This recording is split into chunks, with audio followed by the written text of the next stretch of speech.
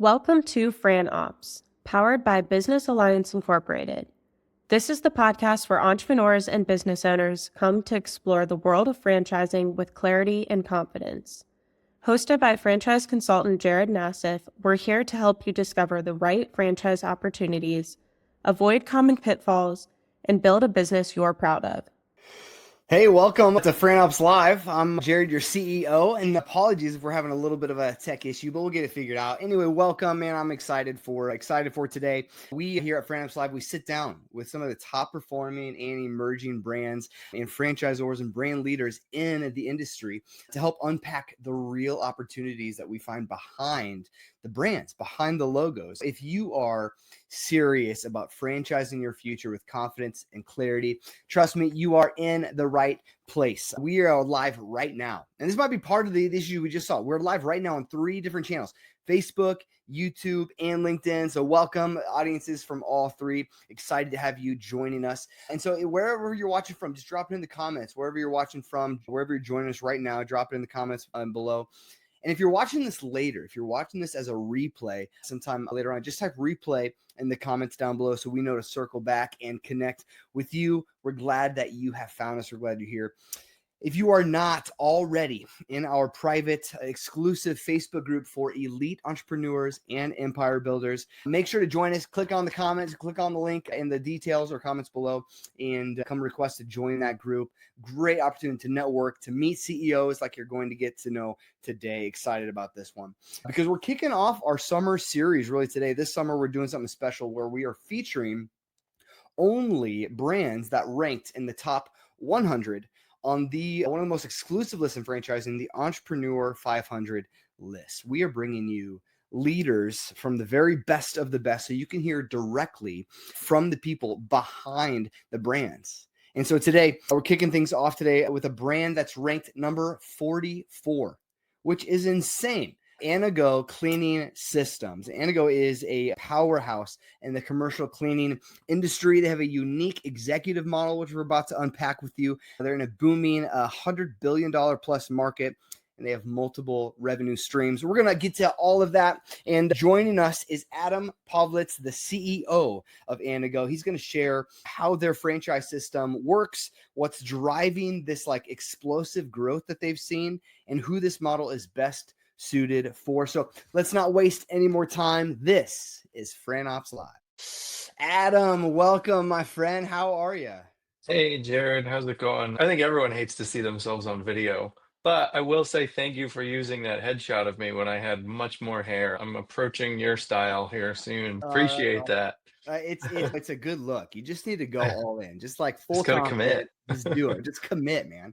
No, it's good. I'm glad you're here. Glad you're able to join us on Fran Opps Live today. I'm excited to hear about and learn about Anago myself, as I have not been able to spend nearly as much time on this brand as I've wanted to. And so this is exciting for me, if not for anyone else. So thank you for even just for being here with us. So let's dive right into your story because the audience wants to learn more about you and from you. So tell us just a little bit about your story, really, and your story about how you got into franchising. What was that spark for you to get into franchising in the first place?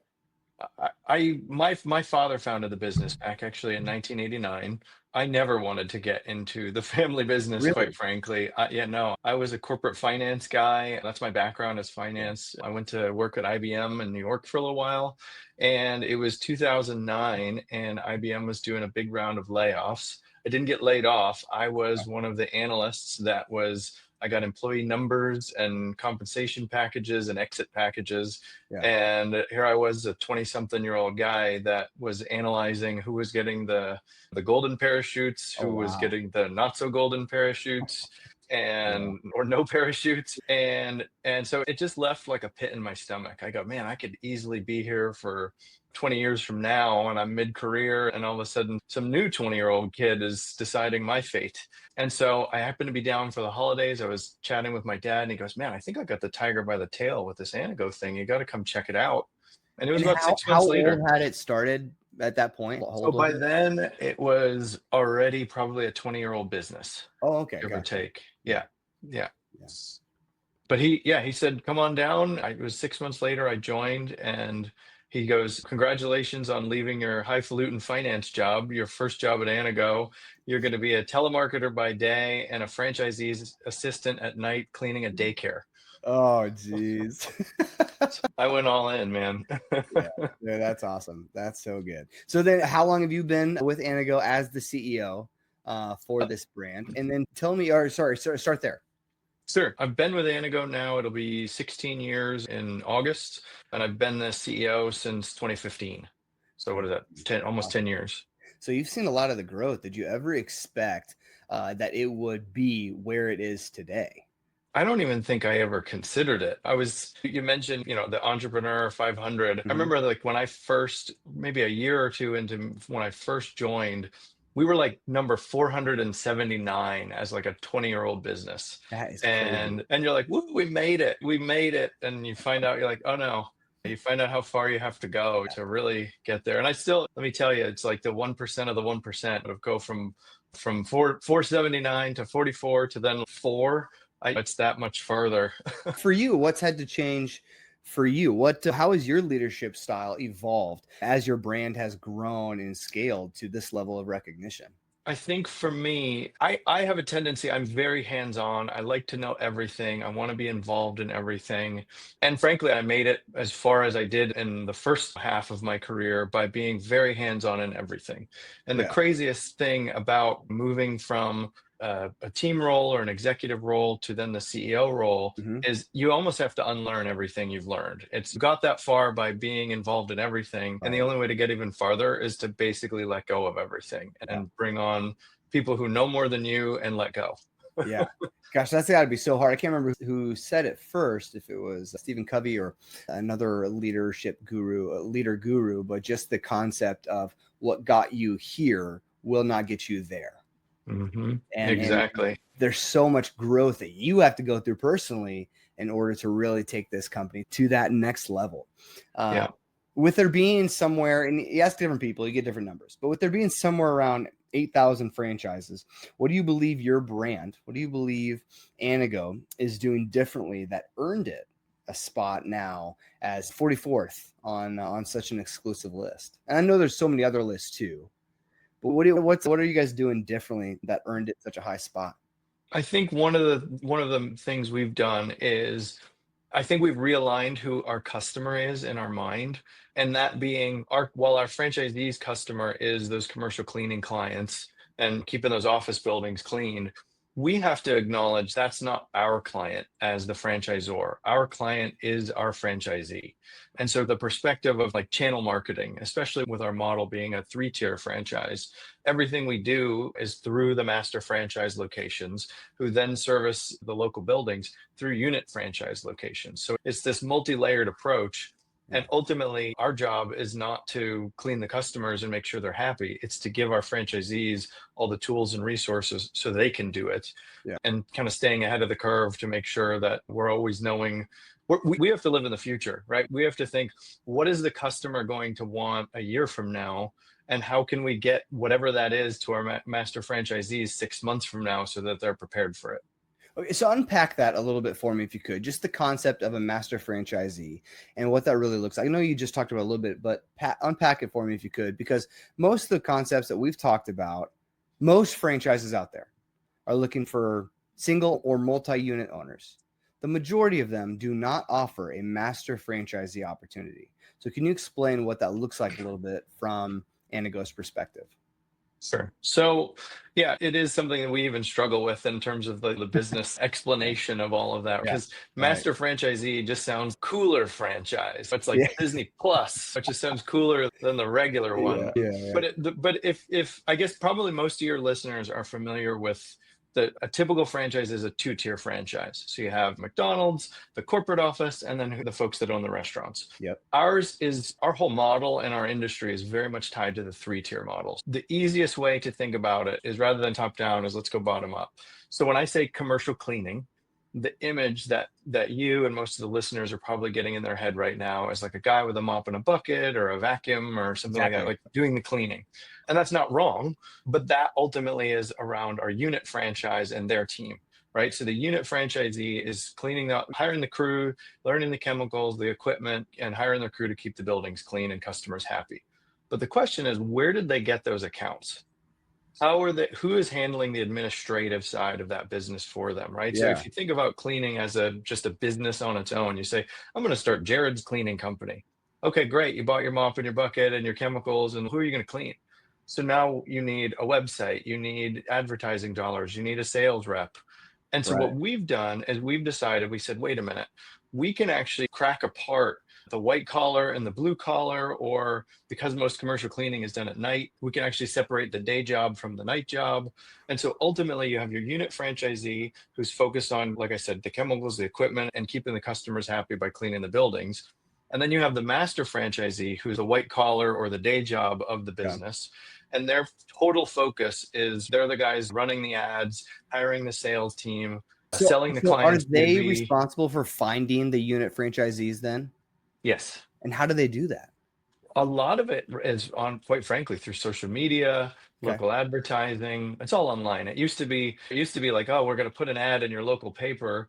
That predated me. Now you're going to put an ad on Facebook and on Yeah. Google PPC and Yeah. that sort of stuff. So do you guys as the corporate team then have structures and ways in which you help the master franchisee be able to do that? Or is it strictly, hey, this is your role here?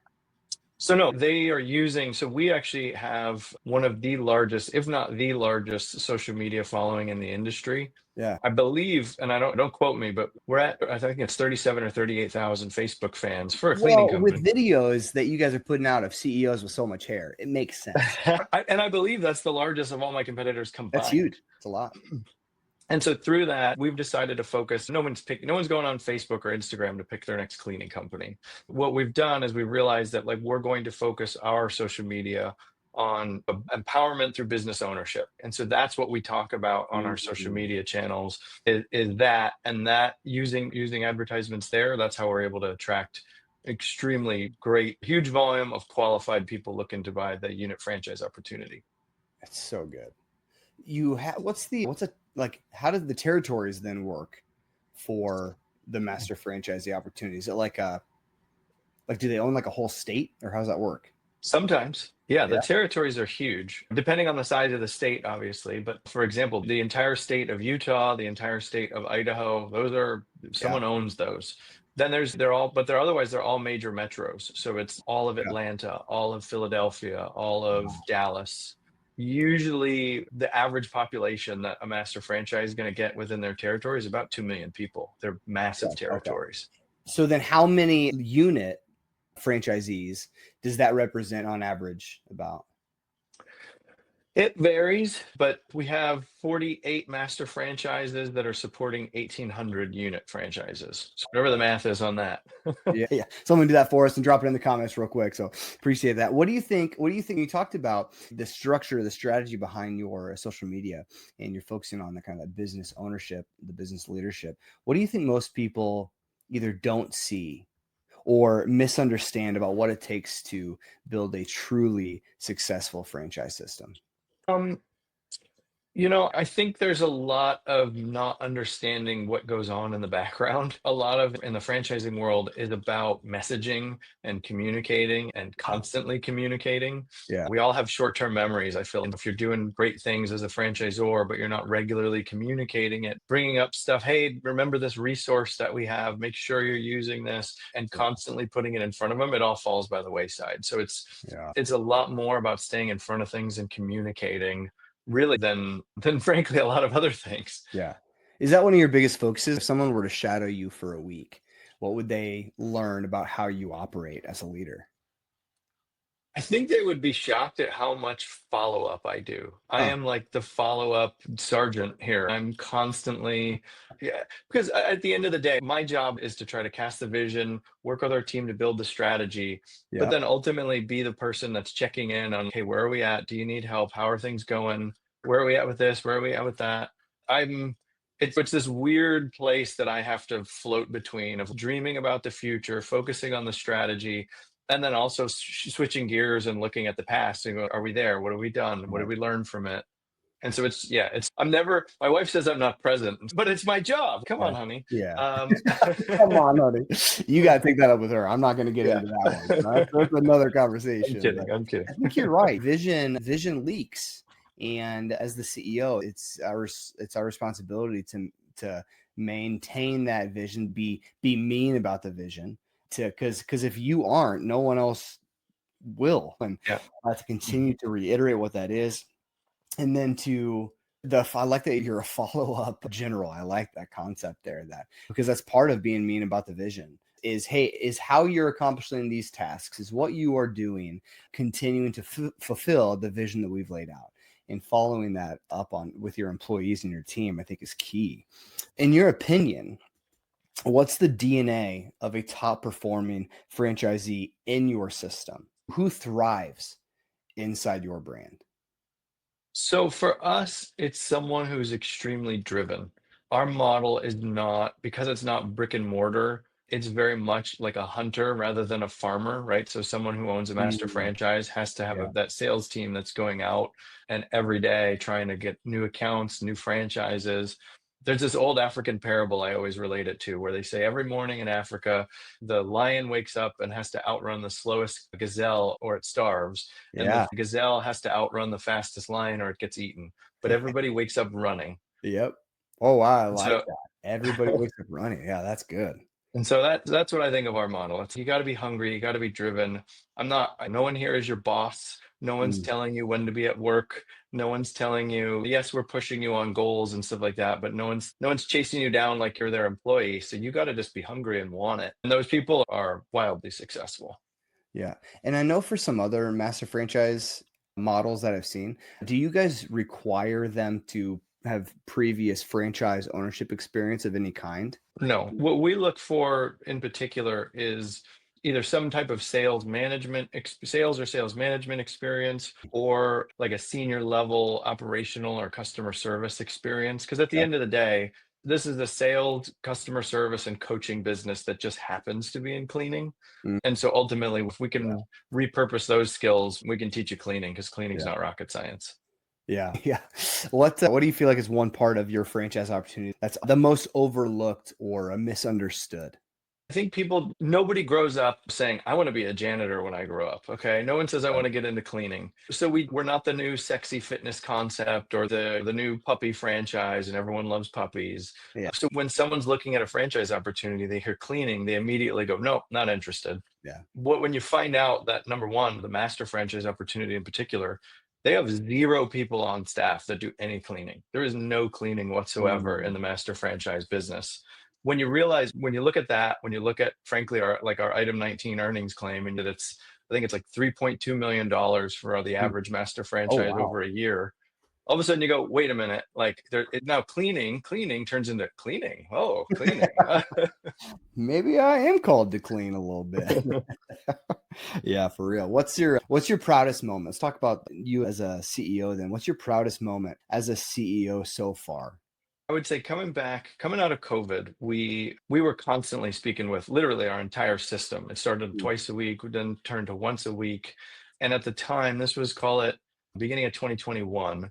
I said, how can we invest in this thing? Frankly, let me pause there and say, it showed me how much communication is really necessary to get everyone aligned, everyone on the same page, everyone rowing in the same direction.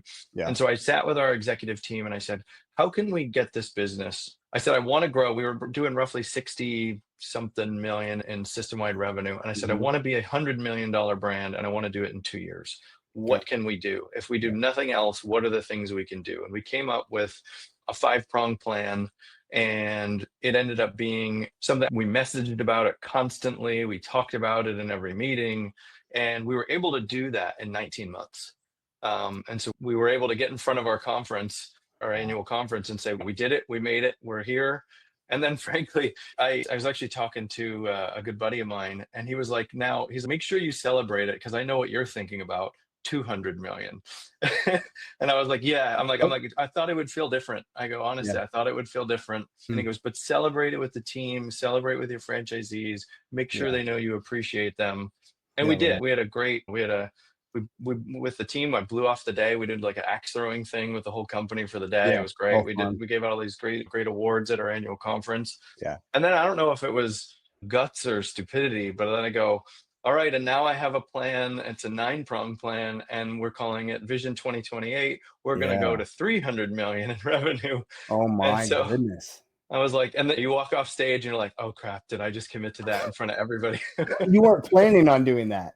Oh no, it was planned. It was Okay. planned. When you're pumping yourself Yeah. up the whole time, the adrenaline's there, and then finally it's over, and you're like, "Oh God, now we have to do this." Yeah. Yeah. So that was gonna be my next question is what's the future hold then? What's on your bucket list? What's in the next 12 to 18 months? So shooting for 300 million. Then. Have you already hit the 200 million mark? No, we'll finish Just this too year at about small of a vision. Just skip right over it. Oh. yeah, exactly. It was 200 was too close. We'll finish this year at about 150. So we're roughly halfway there.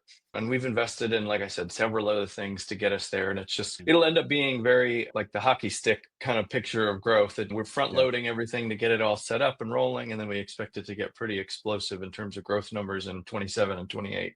Yeah.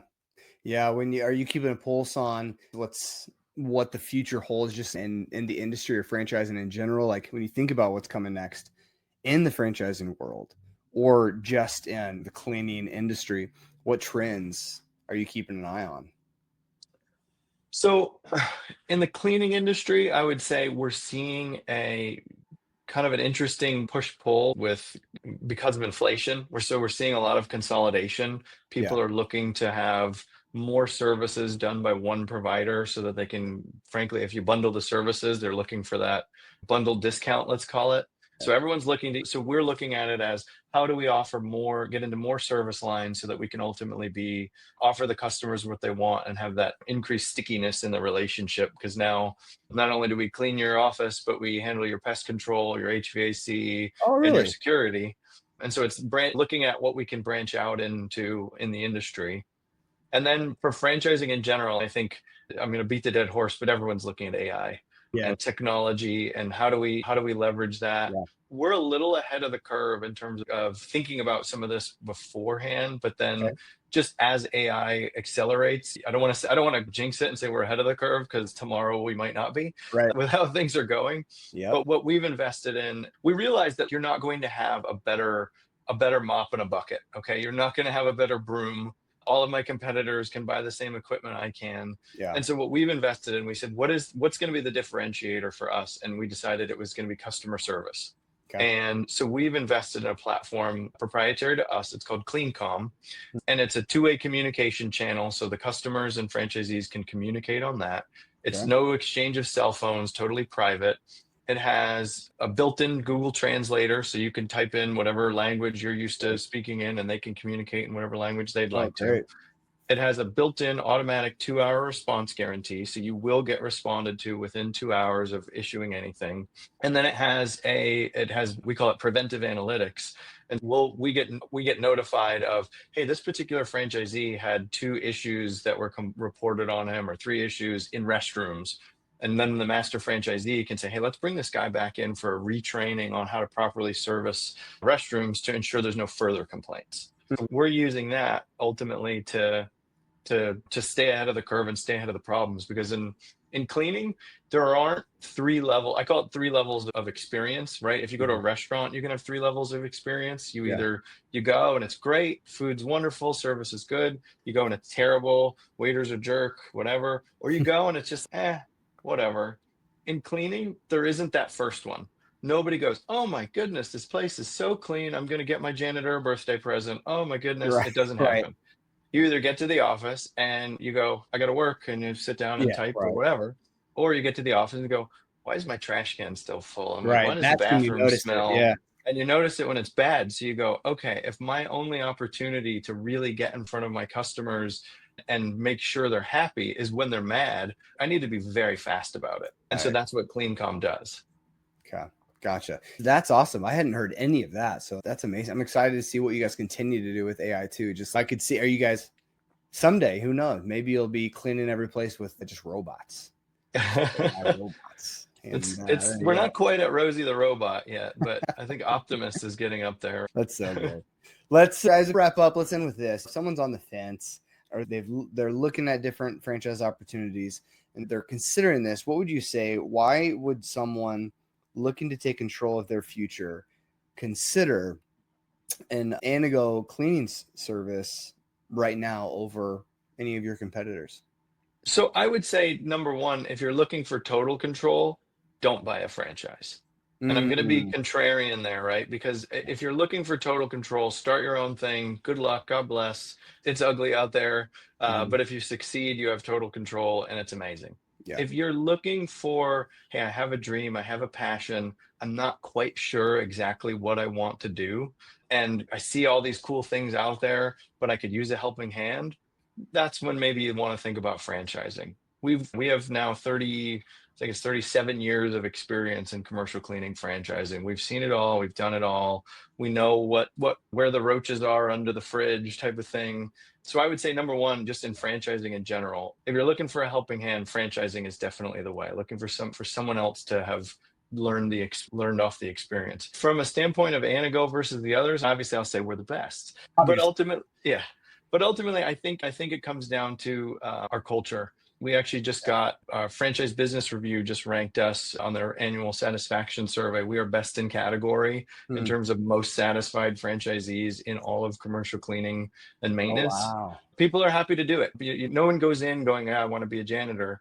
But everyone seems to come out of the Anago franchise going, man, I'm glad I did this. I wish I would have done this 10 years sooner. Yeah. It sounds like that investment into customer service is paying off for you guys. Oh, yeah, Yeah. absolutely. Incredible. Adam, I can't thank you enough for this. I want to be mindful of your time and our audience's time as well. But friends, if there's more too that you're curious about and you got questions, you want to see if this might be a good fit for you. You like the idea of a master franchise and being the owner of that kind of model. Then what I want you to do right now is type right now in the chat, type Anago in the chat, or what do you want better? Type Anagrow in the chat. If you're ready to grow with Anago, type that in the chat, either one down below. And what we'll do is we'll just get a conversation going. This is not you signing your name on the dotted line. There's still so many steps. They're not even sure if you're the right fit for this, but it's at least getting to say, hey, tell me more. And we'll get that conversation going either today, if you're watching this live, or now, if you're watching this 2 years from now. Still type Anago in the comments and we will get a conversation going and see if this might be the right fit for you. I tell you, if you're watching this that long from now, I'm telling you, it might be gone. It's probably going to be gone, but you never know. But yeah, we'll get the conversation going. Until then, Adam, I can't appreciate you enough, my friend, for sharing of your time, your wisdom, talking about leadership and being a CEO of such a massive and successful and growing franchise operation. It truly was an honor for us today. So thank you. Thank you. Thank you for having me. Yeah. All right, friends. Until then, we'll see you then. See you later. Have a good one. If you enjoyed today's episode, be sure to subscribe, leave us a review, and share it with anyone who's ready to take that next step in franchise ownership. For more resources and personalized franchise guidance, visit us online at businessallianceinc.com. Let's help you franchise your future. See you next time.